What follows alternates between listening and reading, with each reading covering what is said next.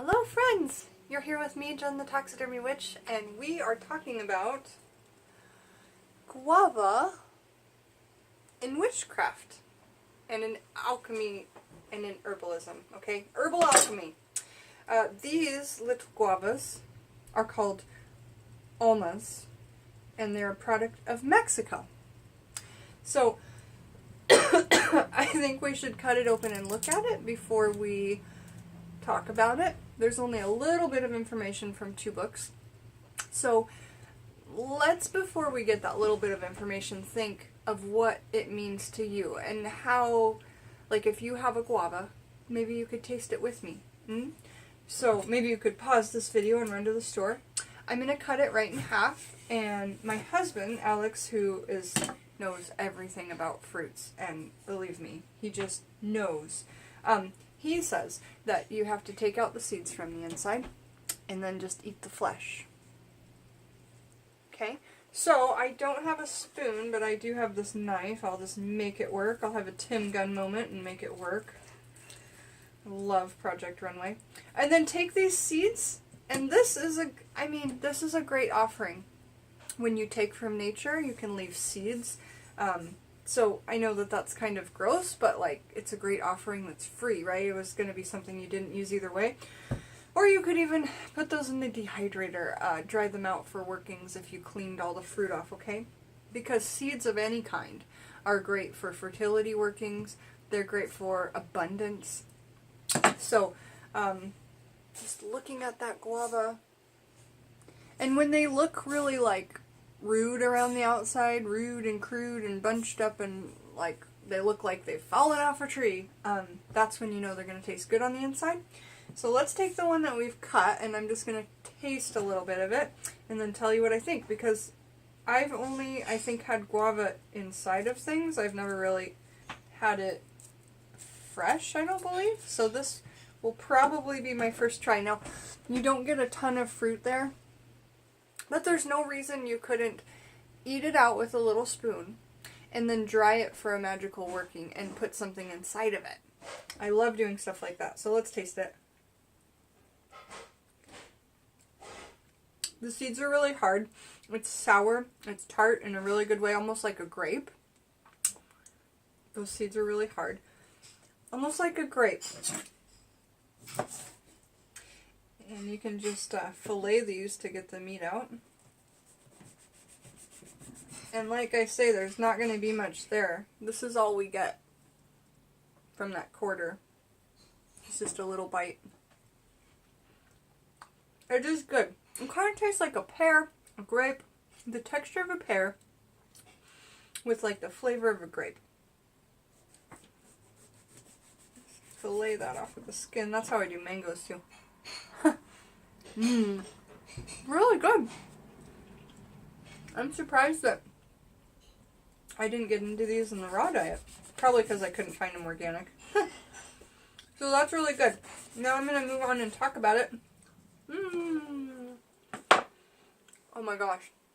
And it kind of looks like a strawberry once it's cut open. Very yummy. So, let's talk about it. Let's talk about it. Let's talk about it.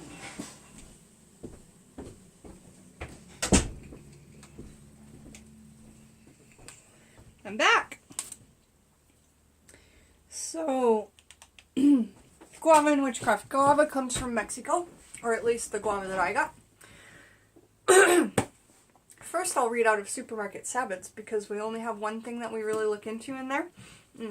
Sometimes the magical properties differ from Scotty's, so we'll see.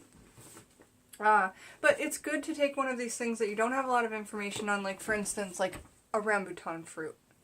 I'll do an herbal video on this, but it'll be complete intention, because I have no idea what this is used for in witchcraft, but it is so cool that I'm guessing that over time witches have seen it and been like, I'm using that for something. For me, it reminds me of like 2 of them, maybe reminds me of male genitalia, because they look like hairy round balls. What else do they remind me? So you just look at that. So what does a guava remind us of? It kind of looks like an eyeball. It It's soft, it's yellow, it's bright like the sun. So I would think that it would have energetic sun properties. It is a fruit that grows up high on the limb of a tree, so it's going to have more vata energies, more of that air energy, whereas something that grows under the ground has that grounding, rooted, stable, calm energy. The kapha. I'm a pitta. I'm in the middle and I'm fire. And then there's vata up here. If you look into your Ayurvedic signs, there are 3 of them. So that's a whole nother video. But anyway, in here it says guava, element water. Most fruits are water because they're just so watery, yeah. Planet is Venus. Polarity, and that's what we really look for in here. The polarity is yin. So yin and yang, it's yin. And then magical use is purification. I think when you eat it, it would clean out your body. You know, most fruits do just strip away toxins and help your body. Organic fruits especially. So now in our red book, Witchcraft, Wicca in the Kitchen by Scott Cunningham. I love you, Daddy. So fruit, page 111, we find guava. The planet is Venus, same. Element water, same. Energies, love and purification. And again, when we talk out of these 2 books, we're only talking about ingesting it, okay? Because these are food magic books, all right? When we talk through the other books that are talking about how to make magical workings, the properties, the energies are different. So, in here, energies, love and purification. Lore. The guava is native to Mexico, Central America, Brazil, and Peru. Though often we find associate guavas with, we often associate guavas with Hawaii, they were introduced there just over 100 years ago. Still, they have already made their way into Hawaiian folk magic. Scott Cunningham was very into that. He did a whole little book on it, and I really would like to have that. To purify themselves, Filipino females returning home from funerals in Hawaii often wash their feet with water that has been boiled in the guava leaves. Okay. Magical uses. Fresh guavas. Fresh guavas are rare in most mainland U.S. markets. That's true. We don't see them here a lot. Other closely related fruits are now appearing here, such as feijoas, but these aren't true guavas. Guavas are, however, occasionally found at farmers' stands, especially near Mexico border, like Southern California, I would guess, or Texas, or what's down there on the bottom? Touching Mexico, you know. Alright. If you have no luck, guava jelly and guava nectars are readily available. See Appendix 2 for mail order sources. In Hawaii, many bakeries offer such delicacies as guava chiffon cake. Oh my god, that sounds so good. Guava chiffon cake, an unforgettable taste sensation. Mexican cooks use guava paste in their culinary efforts. This is another love food. Drink guava juice or nectar with visualization. The sweetness of the fruit foretells the sweetness of the coming relationship. Guava nectar is also drunk for eternal purification. So that's all we have on guava. It's not too much. It's under 10 minutes. It's a little bit to talk about.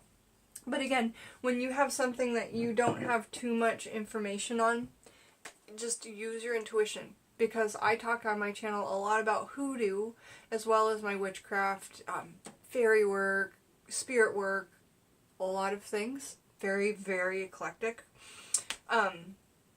So, I don't know why I said that, really. But, space out! This guava is a space out food. No, I don't know. I'm just kidding. Make sure you guys join me for my live full moon tonight if you don't have another witchy YouTube that you're watching. You can join me. I will be going live and as soon as the dark comes to Seattle area. So you could Google, when does it get dark in Seattle? I'll be live. Alright, you guys. Love you much. And make sure that you taste these beautiful little guavas. Okay? And kiss your food. so that they know that you love it. Save the skins. Put them in your dehydrator for magical workings. Okay, you guys? All my love, Jen, the Taxidermy Witch. Ta-ta.